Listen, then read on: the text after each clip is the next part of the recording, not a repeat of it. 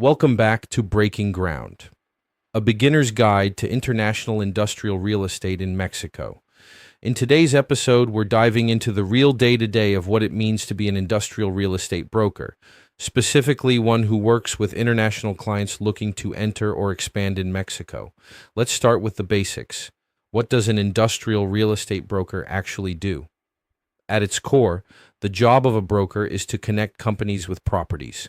But when it comes to industrial, especially on the international level, it's more complex than it sounds. Your clients could be, for example, a company from the United States, needing 100,000 square feet for a new factory in Monterrey, or a European automotive supplier looking for land in the Bajío region. So here are the 5 key roles you play as an industrial broker. The first role is that of an advisor.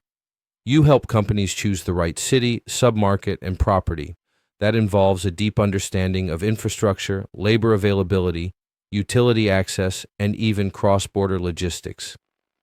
In Mexico, proximity to U.S. ports of entry, labor cost savings, and access to suppliers are major drivers. You'll research available properties, gather zoning info, evaluate land use regulations, and compare sites based on your client's business needs. The second role is that of a market expert. You need to know the market inside and out. What is available and what are vacancy rates? What's the going rent per square meter? How much Class A product is under construction? And who are the major landlords? You'll prepare custom market reports, cost comparison studies between regions, identify trends, and prepare market surveys. This is critical when you're working with companies who don't know Mexico well. They're relying on your expertise. Next, the broker is also a negotiator. Once a site is selected, you'll negotiate lease terms. This includes the lease rate, grace period, tenant improvement or allowances, even the annual lease escalation, etc. Or in the case of an acquisition, you negotiate the purchase price. In most cases, the broker will prepare a broker opinion of value to support the price. You'll prepare and review documents, such as an offering memorandum or letter of intent. The broker will work closely with attorneys and notaries, as well as manage the entire transaction timeline. You don't need to be a lawyer, but you do need to understand the basics of contracts and the due diligence process. It's your job to protect your clients' interests and close the best deal for them. When doing cross-border transactions, the broker also becomes a consultant. You are not just selling or leasing a building. You are helping a company expand internationally. That means understanding the bigger picture. You'll often be the first call for introductions to HR consultants for labor recruitment, legal and tax advisors for corporate setup, customs experts for import and export permits, construction companies for tenant improvements or build-out, to name a few.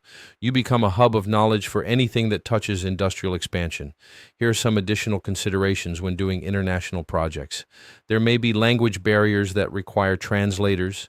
Cultural differences may impact how negotiations are done and the time it requires to get to a consensus and move forward. Time zones. This requires more planning to make sure all parties understand when a video conference or call is planned in their respective time zones. Be mindful of this. I have had many calls at 2 or 3 in the morning to accommodate schedules. It is also important to be aware of different expectations. In certain countries, information is readily available. For example, CoStar in the United States to get an availability report. The incorporation of a legal entity may take days in the country of origin, but in Mexico it may take weeks or even months depending if they require an IMEX program. Keep those in mind when dealing with companies from outside of Mexico. At the end of the day, industrial brokerage is a relationship business. You'll be building long-term trust with global companies, developers, landlords, brokers, and service providers, not just in Mexico, but also globally. Your reputation, responsiveness, and results matter more than any fancy marketing tool.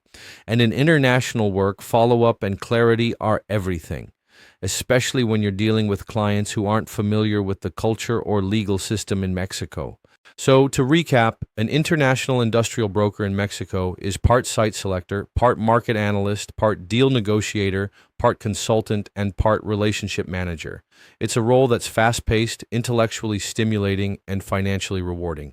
In the next episode, we're going to look at Mexico's key industrial markets and what makes each one attractive for different industries and companies.